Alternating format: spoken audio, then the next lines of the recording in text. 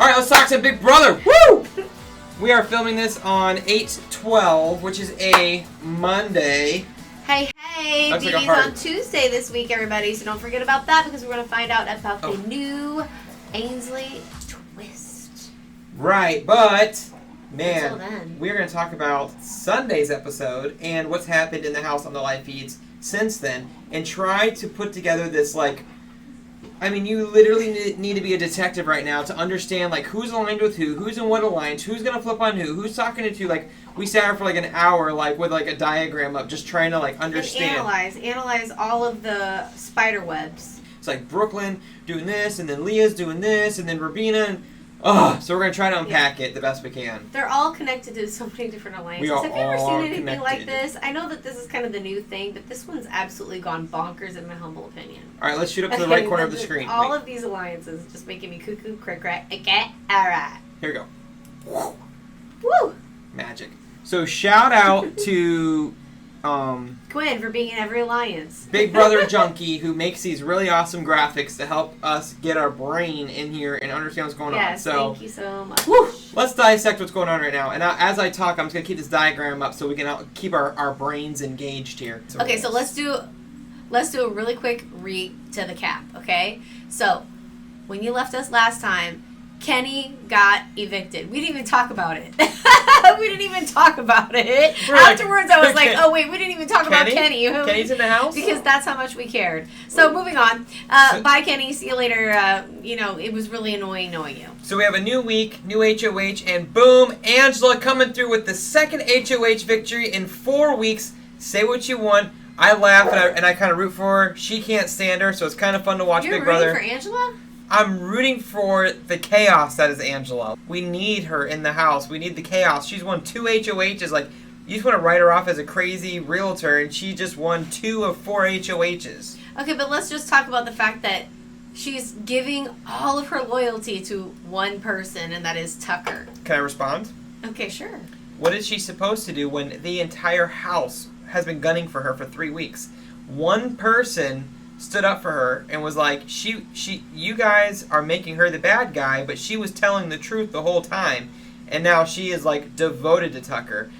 For Tucker, that was incredibly smart because now he has an extremely loyal alliance that he can now start building this amoeba around, which we'll get into later. This is what happens to me. You say one statement, and I'm just like, and then I just keep thinking about it and thinking about it and thinking about it, and then I just can't focus. Excuse me, what was Angela supposed to do? She was supposed to eat crow, mend fences, fix your garbage. Woman, she tried. Pick it up, clean it up, and then let's move on. She tried. But she doesn't. She tried. Even, listen, I get so mind-boggled when we go on X and things like that, and we start looking, and everybody loves Angela, and I understand you love her because she's drama, because that's reality television. Literally, no joke. That's why he used to always say to me, pot calling the kettle black, why are you watching these housewives? They are so idiotic. Well, I've said a million times Angela would be amazing on one of the Real Housewives show. They're scripted. She's a huge... So is Angela. Okay? She was literally sitting there trying to pretend to cry, and she was like, oh my god, my tears won't come out. She is so fake. And then she sits there, don't get me on a tangent. You're already on your tangent. No, you're off and running. You're right. You're true. That's you're true. You're a hater. Look, no, I'm not done yet. I'm not done yet. An Angela hater. I'm going to forget what I was going to say. So, with Angela, what was the last thing I was going to say? Because this really threw me off. Hold on. She was doing fake tears, and she's supposed to eat crow, and she created this mess herself. And oh, yeah. She's sitting there with Brooklyn. That's the funniest thing I've ever heard in my whole entire life. She literally sat there in the diary room and said that Brooklyn was acting like she was in high school. Excuse me, Angela? You wrote the book, woman, on acting like you're in high school when you're in your, 50s. Okay? So let's move on. So summarizing all of that, I am rooting for Angela to stay in the game because I am super entertained by her. She just can't get over how much she doesn't like Angela. Look, I would be happier if someone like Cam went home. What has Cam done, Listen, people? I'm not trying to get your Angela hate fired up again. I'm just stating the fact that you don't like Angela, and I do. Moving on. So my point is, she's super loyal to Tucker. So this is great news for Tucker that she won HOH. He was rooting for her when he got knocked out of the competition. But does it matter? Does it matter that Angela won HOH?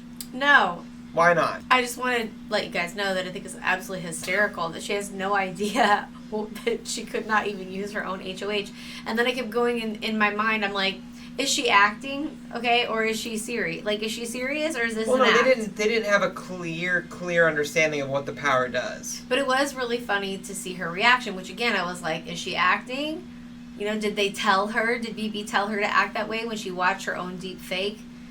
On a side note, deep fake, that is scary. Is it not? You just went from step 1 to step 3. So step 2 is Quinn used his secret power. So if you didn't see that, which I'm assuming you did, he used his secret power and just took over the nominations. And who did he put up? He put up Cedric because he volunteered, and then he put Tucker up, and then Mackenzie. So if I'm going to analyze that decision, my opinion is that if Quinn really wanted Tucker out of the game, that was a mistake. Unless, does he get to do the replacement nominee too after the veto? Yeah, he does. So he should have waited on Tucker. He should have put up 3 other people. Someone wins, takes himself down, and then put up Tucker, and now Tucker only has the AI battle back. I 1,000% agree with you on that. We agree! Yeah! Woo! Yeah, I think that was not the greatest idea. To reel us back in here, so Tucker, shocker, wins the power of veto. Now this all is going to air later. So Tucker pulls himself off, which he was debating not doing this because he knows what's going to happen. He comes down, Rabina goes up, and that's his girl. You know, that's his like quote unquote. We're not in a showmance, but we make out all the time. So he knew that was going to happen, but Rabina's like, no, you use that. Angela's telling him to use it, so he uses it. He saves himself, and boom, Rabina goes up. So now we have Cedric, Rabina, and Mackenzie on the block for the AI arena. From what I've observed, okay, this is how I see this going down. So let's say that Mackenzie gets taken off the block. Rabina is going to be going home. That's the consensus that's happening right now. Let's say Rabina gets taken off the block. Mackenzie's going to go home. But there's rumblings in the house. Okay, so do share. So now Tucker is starting his campaign to flip the house on Cedric. Of course. But there's some things that have to fall into place in order for this to happen. In order to flip the house, Tucker needs to have the majority of the votes, and that is going to require getting Takor, Chemo, and Leah on board with voting out Cedric. Ooh. And looking at the alliance charts here, they're not in the collective, and they're not in the Pentagon. Well, wait a minute. Takor and Chemo are in the collective. Well, Takor and Chemo are in the collective, but this would be them basically destroying the collective and going with the 5 points alliance, which is now going to be Takor. So what is your feeling on them doing that, though? So that's what everyone's wondering. Like, are they... So some people are saying they've played the game safe. Why are they going to make a big move? Like, they've been under the radar. They're not going to make a big move. We're all hoping for it. Like, everyone's like, ooh, let's vote Cedric out. This is going to be a blindside. Woo! Like, we want it for, like, entertainment factor. That's what people are saying. Ugh. But it's going to take Takor and Chemo making a big move, switching the house. But they also have to get Leah involved. And that's kind of hard because Tucker still thinks that Leah and Quinn are the snoots. You know, they were joking around a lot in the first 3 weeks, and people just kind of assumed that they were friends. But Leah, when the girls were all talking, says that Quinn actually gives her the ick because every time she goes anywhere, he's there. He's always like laying down, kicking his feet, and it drives her nuts. I don't know what that means. What? But basically, she says Chemo is the only guy in the house, along with Joseph, that don't give her the ick. So those 2 guys she enjoys, but she's kind of turning on Quinn. Tucker doesn't know that. So if Tucker knew that, he could run to Leah and start campaigning, because if they flip Leah, they got enough votes. But unfortunately, he doesn't know about the Pentagon. So over here we got the Pentagon, right, that Cedric is in, while Brooklyn was in the room while they're trying to flip the vote. So what does Brooklyn do? She runs back to Cedric and tells him that they are planning to flip the house. So now Cedric has the opportunity now to get in front of it and put the fires out. If she had not done that, Cedric was like, oh, I'm good this week. Like, he'd have been just sitting back, chilling, sunbathing, not campaigning. But now that Brooklyn spilled the beans, now he's going to have an opportunity to get to Leah, to get to Takor, to get to Keem, and just make sure that they have the votes. They could even bring them into their alliance or something, turn it into an octagon. I don't know. You know what I'm liking? A couple of weeks ago, you were saying, what has Brooklyn done? What has she been doing? I think Angela made a mistake this week by making it extremely obvious that she was after Brooklyn. And I will say, Brooklyn has definitely given Angela the cold shoulder whenever Angela's talking to her and stuff. She's kind of like, yeah, like she doesn't really care. So I understand why Angela is sketchy on Brooklyn, but like Brooklyn is making moves, and I'm proud of her for going and telling Cedric. It does appear to me, because they're even showing it on the show, the Pentagon seems to be like a legit alliance. You don't seem to be seeing, like, they were actually physically putting the words up, the Pentagon, while Quinn was kind of having his discussions, his so-called one-on-ones with his team. You don't see anyone else being discussed on the actual show. So is the collective still really a thing? I think the collective is about to self-implode because the hope is that Takor and Chemo understand that they're at the bottom of that alliance, which I think they do. Yes, I think so too. And it's time for them to cut their losses and start a new alliance, which is exactly what I was saying in our last video. You team up with Tucker, you team up with Angela, you team up with these big crazy personalities with huge bullseyes on their chests, and that's who you hide behind, because you're no longer at the bottom of that alliance. The Pentagon are going to keep taking shots at Tucker and Angela, and then, hopefully you can survive long enough to be part of the Pentagon split, because eventually that alliance is going to have to split and turn on each other, and they're going to need numbers, and you try to jump into the new alliance that forms at that point. I do see what you're saying, and then I did see a conversation that happened, and I cannot tell you where I saw it. Like, did I see it online, or did I see it on the actual feeds? But Joseph was talking to Tucker, and they seemed as if they were aligning with each other in some way. Ooh, so Joseph has, as far as my notes go, Joseph has no connection to Tucker. So if they could pull Joseph in... They were legitimately having a conversation. I saw it with my own two eyes. Unfortunately, it's probably the other day. It was probably this weekend while we were painting in the bedroom, and I literally was just listening, and I was like, say what? What did Joseph just say? Yeah. So, yeah. That happened, you guys. So that's something to think about. So, and you were talking earlier, like, basically Mackenzie, it's like, what's Mackenzie doing? Like, you're kind of going through here. I was like, okay, what alliance is Mackenzie in? It's really, when you actually paint this picture, which is really cool that Big Brother Junkie does this, because you can physically see it with your own eyes. It's literally laid out there for you. Who is trying to play the game, who's playing too hard, and who's really not getting it. Leah and Mackenzie, as much as I love them both, what the heck? Why are they not in any alliances, really? I mean, Leah is in her flirtmances, in my humble opinion. And if Joseph can kind of pick up that the collective's about to fall apart and join the 5 points, like, obviously we know more than he does, but if he can sniff that out and make that move before the collective falls apart, then I think that'd be really, really good for his game, because I think the 5 points is going to become the stronger alliance in the house, and they can slowly start taking out the Pentagon members. And I wonder if that's why he put that, or he or she put that in the middle. But 5 points. But I was going to say about Quinn, and just watching on the show, I'm so disappointed that he told Angela. And I'm so disappointed that Angela wasn't smart enough to work with Quinn and actually follow through with their, final two on, week 1. Because wouldn't it have been the coolest thing if people really honestly didn't know anything about Quinn's power? And it makes sense to me. That's why I was saying, what did Quinn do other than having his power that would piss Tucker off so much? It's understandable for Quinn to hold on to that information, because it's really, really cool. It's an awesome power which packs more of a punch when it's a surprise to everyone. So he ruined it. Okay, I'm not going to deny that at all. He ruined it, and yep. I think there is a big problem in the Big Brother house, and it has to do with ego. Yeah, and he ruined it for us too, because how much fun would it have been to use a secret power and no one in the house knows, and and everyone's like, wait, what? What's this? But everyone knew who it was. Even after it was used, he was like, yeah, guys, it was me. You know, this is why I did it. Didn't he say he wanted to be a snake?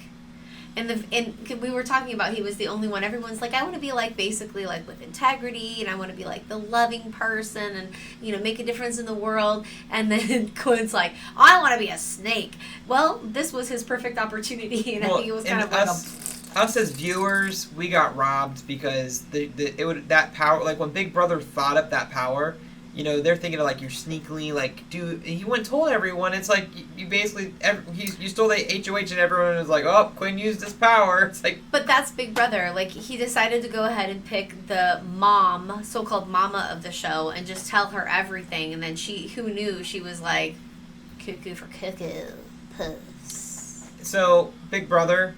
If you choose me to be on Big Brother, I would have used that power in week 2 or 3 just to mess with the house, just so you know. And I will say that when I watched Kenny's exit interviews, or at least a few of them, it's almost like he was like, I was really amped when it was like time for us to play games, but then like all the waiting and like sitting around and stuff, like, geez, Kenny, no matter how many times you open your mouth, you still sound annoying. What's really funny is that comes up a lot on the feeds where they're like, even Tucker's like, oh my gosh, I can't stand the sitting around. Like, what did you expect? You should be playing the game at that point, bruh. Yeah, so, exactly. So a lot of people are saying, like, oh god, like, what's Tucker going to do? He's sitting around, he's getting bored, he's going to do something crazy. That's exactly why he's doing it, and that's probably why it seems over the top. But I do get sick and tired of hearing him say things like, he doesn't care if he gets kicked out and stuff like that. Like, if he wins, I'm not going to be as excited because I don't think he really cares about winning that much. I want to see somebody that actually cares about winning. Do I want the game to be fun? Yes, but other than that, that annoys me. Okay. And I think now that Brooklyn has told Cedric about the plan, like, he senses that a storm is like brewing, and now he's being a little bit more, like, before he was just chilling, and now he's more like this here. Like, now he's more like, wang, because he knows that he knows that he's being targeted by a big number of the house, so he's not feeling it safe now, and he probably put his whole game at risk by volunteering himself. So a lot of people are kind of joking that he was trying to be a Timo version of Tucker, or Timu, sorry. He's trying to be a Timu version of Tucker. Yeah, like he wanted to volunteer himself and go win a competition, but he couldn't do it. He's still stuck on the block now, and Tucker's like, oh, look, I got the veto.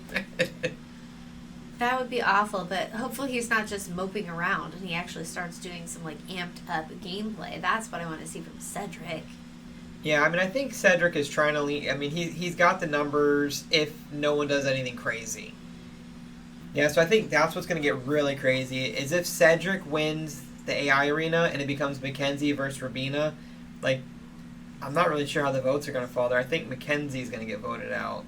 If it's Cedric and Mackenzie? No, if it's Rabina and Mackenzie. Oh, yeah, Rabina's going to go. I mean, think according Rabina? to when I watched up to this point. I watched up to this point. I think Mackenzie would go. If it was Cedric and Rabina would go home. If it's Cedric and Mackenzie would go home. No, I'm saying Rabina and Mackenzie. Mackenzie would go home. Okay, that's what I was saying, yeah. Yep. That's what we're noticing up to this point, guys. Yeah, and then one other thing I wanted to bring up was when Angela's HOH got hijacked, I thought it was really, like, stupid. Like, when we said in the very first episode of Big Brother, I was like, I hope they stop the acting, and so far they haven't had it. But this was definitely, Big Brother told Angela to act surprised when she gets her HOH hijacked. She's like, guys, oh, that wasn't me. I didn't do that. That wasn't me. It's like, okay. Like I said, with the deep fake situation, Angela is not a good actress. Good job, BB. Good job. That was annoying. I just wanted to say that. I don't know if anyone else felt that was annoying, but you could tell she was scripted. I don't know what you're trying to play, BB, but... Oh, and then last point, Tucker was talking, and he goes, oh yeah, my good friend Cody, he was on Big Brother, and feed's cut. They literally sought Lisa out. She didn't apply for Big Brother on her own. So, I mean, there's okay, so we already know that Angela is a reality television game show fanatic. I'm going to use that word. And then Tucker is friends with a very famous prior house guest. Oh, and Lisa was sought out by BB, too. So, there you go. And I think that's hard to hear for people who keep applying because, there's only, 16 spots and thousands of people applying. And then you find out that a lot of those spots are being casted rather than applicants of the show. But, I mean, how annoying is that? How annoying is it? Like, she was saying that once they sought her out, then she started manifesting things and stuff like that. It was just like, that goes all the way back to my point prior to, in the very beginning of our episodes.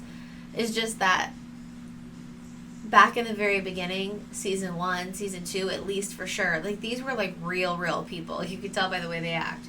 There were none of these, like, people who were seeking fame or anything like that. Right. Yep. And, I'd like to see them put people on the show, like people that used to be vets, people who maybe have charities and things like that, instead of these people who are just completely vacant in their brain. I'm flat out serious. I mean, literally, Angela sat there and said that Brooklyn was acting like she was in high school. And who acts like she's in high school? Angela. That is such a gaslighter. Anyways, that's everything we have up to this point. So right now, we all know that I think we know that the AI competition happened, but the feeds are still down, so we don't know who won. Fingers crossed that it's Rabina or Mackenzie. Yeah. Well, no, I want Cedric to win. Sorry. I can't help it. I thought Cedric was one of your favorites last week. What a traitor. What a traitor. Although I do love Mackenzie. I didn't say Cedric was my favorite. I said that he's my favorite to win the game. And now you just want him to be outed? And I did enjoy how he handled some of the drama, but I mean, how do you not like Tucker? Like, Tucker's playing like a crazy wildfire game. Like, I can't help but jump on that Tucker train. Woo woo! Whatever, homesplash, whatever.